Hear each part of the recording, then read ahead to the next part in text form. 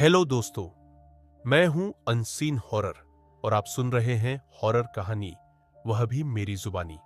दोस्तों, आज की हमारी कहानी है क्रिसमस की रात का भूत। लेकिन कहानी शुरू करने से पहले बस मेरी आपसे इतनी गुजारिश है कि आप अगर इस कहानी को पूरा सुनेंगे तो आपको सच में बहुत ज्यादा मजा आने वाला है।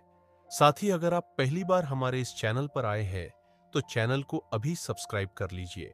ऐसा करने से हमारी और आपकी नजदीक बढ़ जाएगी और आगे आने वाली वीडियो आप तक आसानी से पहुंच जाएगी। तो ज्यादा समय ना लेते हुए जल्दी से शुरू करते हैं। यह कहानी एक छोटे से गांव की है जहां हर साल क्रिसमस के समय एक अजीब घटना घटती थी। गांव के लोग कहते थे कि क्रिसमस की रात एक बर्फ से ढकी सड़क पर एक काली छाया घूमती है। कई साल पहले एक युवा लड़की आरती अपने परिवार के साथ क्रिसमस मनाने के लिए शहर से गांव आई थी। उसके साथ उसका छोटा भाई देव भी था। वह दोनों रात का खाना खाकर सोने के लिए तैयार हो गए, लेकिन आरती को एक अजीब सी आवाज सुनाई दी, जैसे किसी का पैरों के निशान बर्फ में बने हों। पहले तो उसने ध्यान नहीं दिया, लेकिन जब आवाज लगातार बढ़ने लगी तो उसने देव से कहा, क्या तुम ये आवाज सुन रहे हो? देव ने जवाब दिया, हाँ, ये आवाज बर्फ के पिघलने जैसी है, लेकिन अब कुछ और अलग सा सुनाई दे रहा है। आरती ने खिड़की से बाहर देखा, लेकिन वहां कोई नहीं था। अचानक बाहर बर्फ पर एक काला साया दौड़ता हुआ दिखा। आरती डर के मारे कांपने लगी, लेकिन उसने देव को शांत रहने के लिए कहा। अगली सुबह गांव के बुजुर्गों से आरती को यह कहानी सुनने को मिली।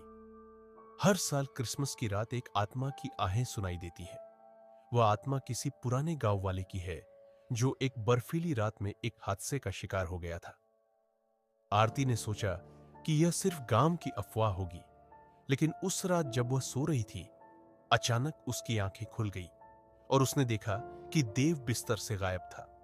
आरती डर के मारे बाहर दौड़ी और बर्फ पर उसे देव का शरीर बर्फ में दबा हुआ मिला। उसके चेहरे पर एक अजीब सी मुस्कान थी, जैसे वो किसी को देख रहा हो। अगले दिन जब गांव के लोग बाहर आए तो एक बूढ़ी औरत ने कहा, यह वही आत्मा है जो हर साल क्रिसमस की रात को किसी न किसी को अपनी जाल में फंसा लेती है।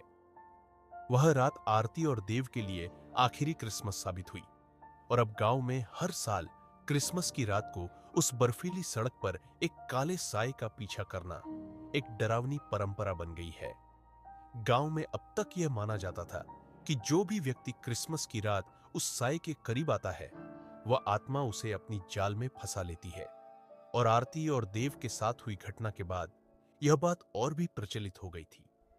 लोग अब क्रिसमस के आसपास गांव से बाहर जाने में कतराने लगे थे। लेकिन एक साल एक नया परिवार गांव में रहने के लिए आया। यह परिवार था राजीव और उसकी पत्नी सीमा का, जो शहर से आए थे। राजीव ने सुनी थी इस भूतिया कहानी के बारे में, लेकिन उसने इसे बस एक डरावनी अफवाह समझा। यह सब बकवास है, उसने सीमा से कहा। कुछ भी नहीं होगा, बस लोगों ने डर फैलाया है। लेकिन सीमा डर रही थी। वह जानती थी कि यह गांव कुछ अजीब सा था। क्रिसमस की रात को राजीव ने फैसला किया कि वह बर्फीली सड़क पर चलकर देखेगा कि क्या सच में कोई भूत है। सीमा ने उसे बहुत मना किया, लेकिन राजीव नहीं माना।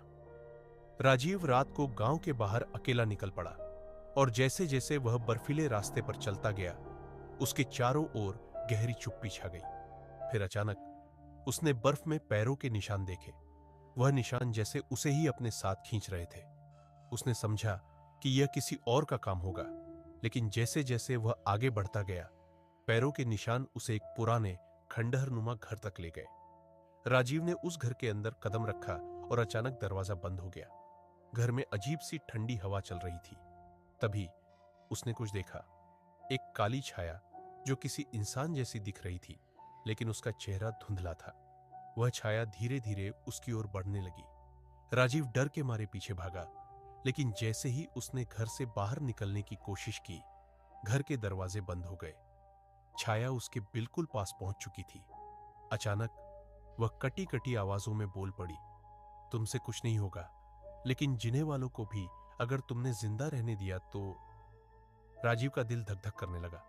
वह समझ चुका था कि यह आत्मा उसकी तरह किसी और को अपनी पकड़ में लेना चाहती थी। उसी वक्त उसकी आंखों के सामने एक तस्वीर आई।